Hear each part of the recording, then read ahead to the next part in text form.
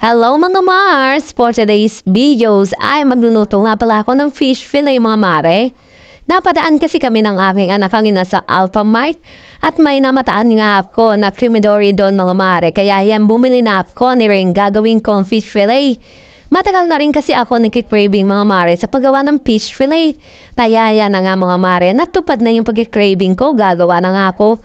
Ang nakakatuwa pa yan mga Mars, yung tindera mismo sa Alphamart, tinatanong sa akin na kung paano raw ba mabubuo itong fish fillet. Gumawa raw kasi siya ng fish fillet, hindi raw talaga ng buo. Ano ba yan?